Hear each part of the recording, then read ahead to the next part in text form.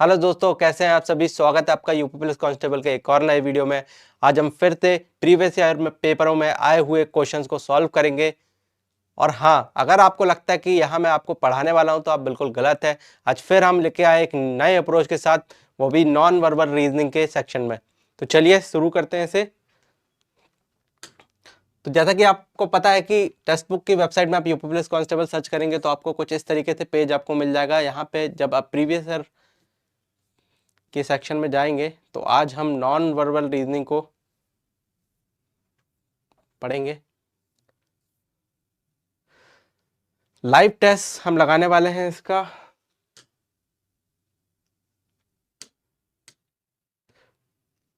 चलिए इस टेस्ट को हम शुरू करते हैं। ठीक है,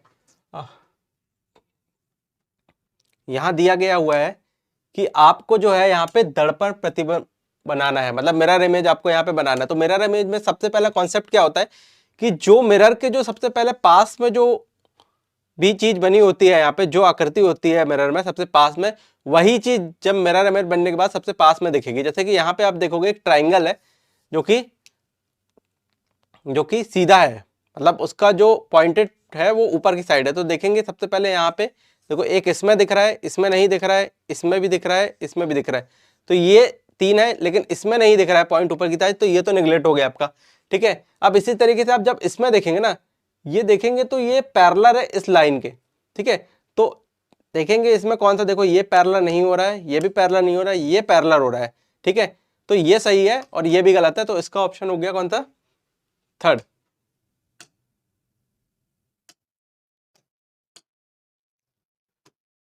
ठीक है, आगे देखते हैं।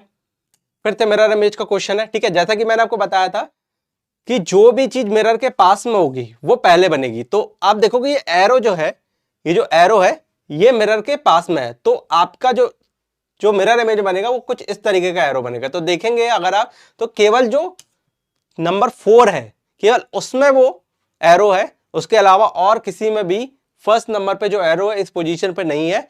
तो सिंपल सी चीज, एक ट्रिक लगा के, सिंपल सा एक इसका कॉन्सेप्ट को समझ के कि किस तरीके से मिरर इमेज को आप समझ सकते हैं। ठीक है, आपने एक झटके में इसका आंसर दे दिया। ठीक है, तो इसी के तरीके से इसका करेक्ट आंसर जो है ये है आपका 4। ठीक है, और ये जो PYCT है ये आपको डिस्क्रिप्शन में एक दिन के लिए फ्री मिलेगा, वहां पे जाइए, आप उस PYCT को लगाइए और देन आप देखिए कि आप इसी अप्रोच से बाकी चीजों को कर पा रहे कि नहीं कर पा रहे हैं। चलो अगला देखते हैं, ट्राइंगल कितने हैं देखते हैं। चलो देखो, जब भी आपको इस तरीके का कोई ट्राइंगल दिखेगा, ठीक है, सॉरी, जब भी आपको इस तरीके का कोई रेक्टेंगल दिखेगा, ठीक है, ये चाहे आयत के फॉर्म में हो चाहे वर्ग के फॉर्म में हो, लेकिन जब भी इस तरीके का कुछ क्रॉस होगा ना, और यहां पे जब आप काउंट करेंगे 1 2 3 4, 4 जो ट्राइंगल है सीधे सीधे दिख रहा है, इसमें अगर आपको ट्राइंगल काउंट करने कितने, तो जब आप देखेंगे 1 2 3 4 है, जब 4 का इंटू अगर 2 से कर देंगे तो यहाँ 8 आ जाएगा, मतलब 8, इस पे जो ट्राइंगल बन रहे होंगे वो 8 बन रहे होंगे। तो देखोगे ये बीच वाली जो आकृति है ना, यहाँ पे ये जो बीच वाली है ये सेम इसी फॉर्म में है। ठीक है, तो 8 तो ये होगा आपके। ठीक है, आप देखोगे ये 9 10 11 12 13 14 15 16, 16 यहाँ पे करेक्ट आंसर है आपका। ठीक है, चलो एक और नया ट्राइंगल फाइंड करना है। ये कुछ पहला वाले का तो अप्रोच मैंने आपको बता दी कि अगर इस तरीके से अगर आपका स्क्वायर बना रहेगा, अगर या रेक्टेंगल बना रहेगा और अगर उसमें विकर्ण है मतलब डायगोनल है, तो आपको पता है कि उस तरीके से काउंट करके इंटू 2 करना है। लेकिन अगर जब भी इस तरीके का आपको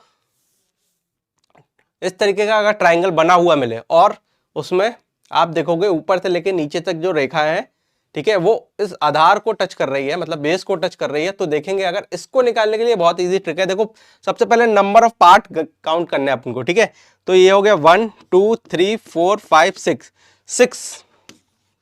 ठीक है, अब क्या करना है, 6 को, ये 6 पार्ट में डिवाइड है, तो 6 + 5 + 4 + 3 + 2 + 1, जब आप इसे करेंगे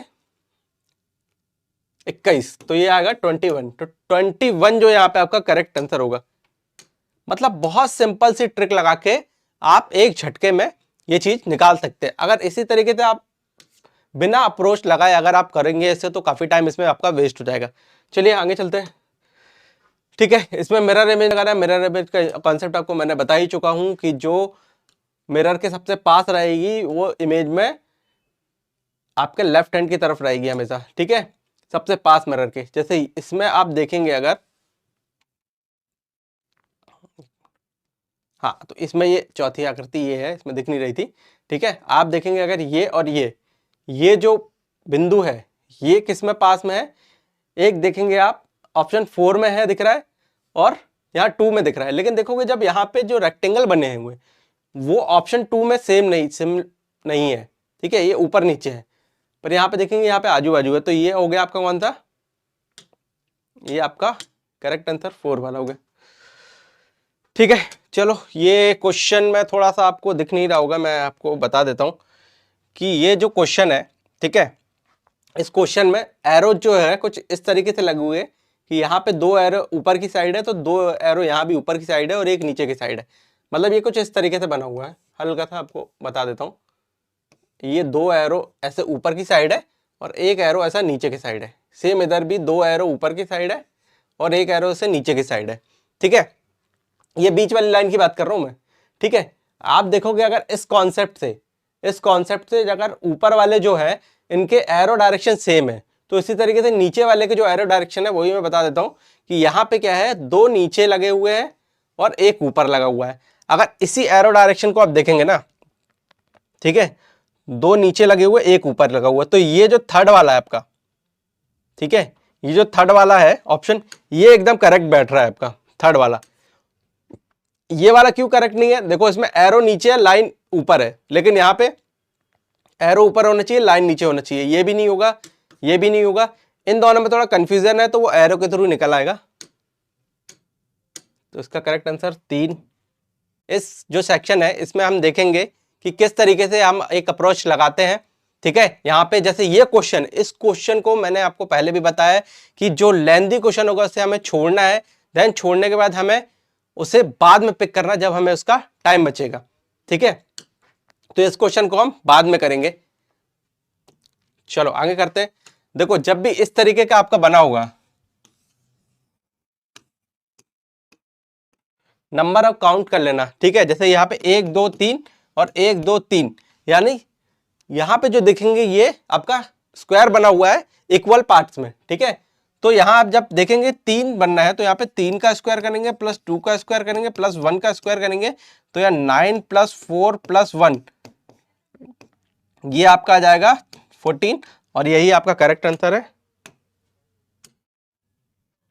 ठीक है, अगला देखेंगे। देखो मैंने आपको अभी इससे पहले भी बताया था कि इस तरीके का अगर आप स्क्वायर देखते हैं तो इसका होता है कितना, 8।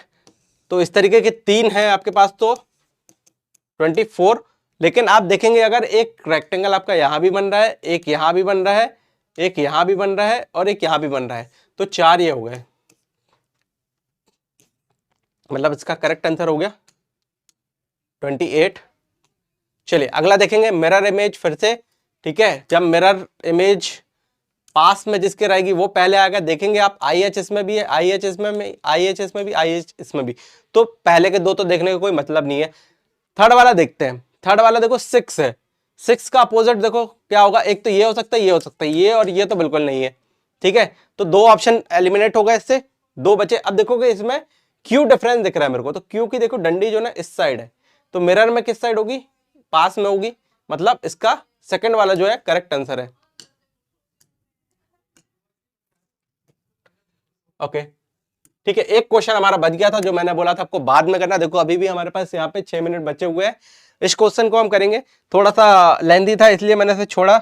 हमने पहले भी बताया कि अगर कोई क्वेश्चन आपको ऐसा लगता है कि आपका टाइम बर्बाद कर सकता है तो उससे आप छोड़ दीजिए, अगर लास्ट में मौका मिलता है उसे तो करिए। इसके चक्कर में आपके जो 3-4 क्वेश्चन रहेंगे वो छूट जाएंगे। अगर आप इस क्वेश्चन को देखेंगे ना, तो आप देखेंगे कि इस क्वेश्चन में काफी सारी चीजें लिखी हुई है, बहुत लेंथी क्वेश्चन है, आपको एक एक चीज को पढ़ना पड़ेगा और एक एक चीज को बनाना पड़ेगा। इसी वजह से इस क्वेश्चन को हम लास्ट में कर रहे हैं। ठीक है, ताकि हमारा बाकी क्वेश्चंस करने के लिए टाइम बचे। ठीक है, इसको देखते हैं। लेकिन इस टाइप का क्वेश्चन काफी बार पूछा गया है UP+ SI में, और कांस्टेबल में इस तरीके की चीज़ें काफ़ी बार पूछी गई है। आप देखेंगे अगर इसमें तो पुलिस एग्जाम के लिए बहुत ही फेवरेट क्वेश्चन है ये, ठीक है। तो पिछले साल तो पूछा गया है काफ़ी बार, ठीक है। इसको देखेंगे कि इसमें इसने ये कहा है कि एक घनाभ है, ठीक है, एक घनाभ है जिसकी जो लंबाई है वो 6 है। देखो इजी कैसे करेंगे इसको, 6 है और जो चौड़ाई है वो 4 है और जो इसकी ऊंचाई है वो 1 है, ठीक है।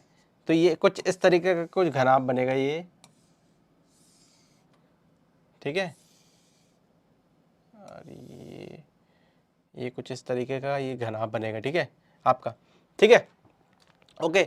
इन्होंने ये बोला है, फिर उसने बोला कि 2 फलके जो है काले रंग से है, ठीक है, और जो है जो इसने दिया है 4x1, 4x1, 4x1, ये किससे हो गई, ब्लैक कलर से हो गई। फिर उसने बोला है कि 6x1, 6x1 कौन सी हो गई, ये वाली हो गई। ये किस कलर से है, ये रेड कलर से है। और 6x4 की जो तो फलक है, 2 फलक जो आमने सामने की हुई, 6x4 की ऊपर की भी हुई, 6x4 की नीचे की भी हुई, तो ये किससे, ये ग्रीन कलर था, हमने जी से डोनेट कर दिया, ठीक है। तो गुटके को 1 सेंटीमीटर भाग को 6 भागों में बांटा गया। तो उसने क्या बोला, ये भुजा के 6 बराबर भाग 6 सेंटीमीटर वाले भुजा से, ठीक है, 1 सेंटीमीटर के 6 भागों में बांटा गया, 6 सेंटीमीटर वाले, मतलब 1 2 3 4 5। और क्या बोला इसने, 1 सेंटीमीटर को 4 भाग, 1 2 3, ये हो गए 4 भाग में, ठीक है। आप देखेंगे उसने बोला है कि ऐसे कितने घन है जिसमें 2 फलक हरे रंग की है तथा शेष सभी भुजाओं पर कोई रंग नहीं है। यानी उसने कहा कि 2 फलक जो है वो ग्रीन रंग की होनी चाहिए और बाकी किसी पे कोई भी रंग नहीं होना चाहिए। तो आपको पता है यहाँ पे रेड कलर है और इस साइड वाले पे तो ब्लैक कलर है, ठीक है। और जब इसको 6 और 4 भागों में डिवाइड किया गया तो कितने टोटल हिस्से हुए, 6 × 4 24 जो हुए टोटल हिस्से हुए, इसके 24 हिस्से हुए, ठीक है।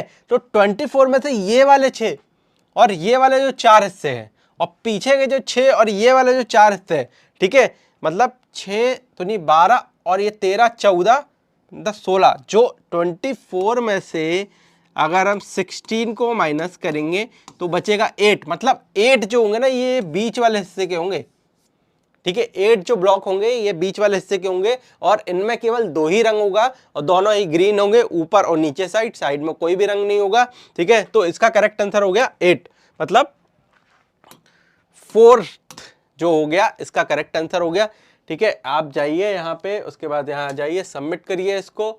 सबमिट करने के बाद आपको यहाँ पे एनालिसिस आपकी मिल जाएगी, ठीक है, जिसमें से आपने कितने करेक्ट किए हैं, कितने रॉन्ग, कितने आपके जो है रॉन्ग है, कितने करेक्ट आपने किए, आपकी रैंक क्या है, ये सारी चीज़ें आपको यहाँ पे मिल जाएगी। और इस PYCT को 1 दिन के लिए फ्री रहेगा ये, आप जाइए डिस्क्रिप्शन में आपको लिंक मिल जाएगी, वहाँ जाके अटेम्प्ट करिए इसको। चलिए मिलता हूँ, बाय बाय, जय हिंद।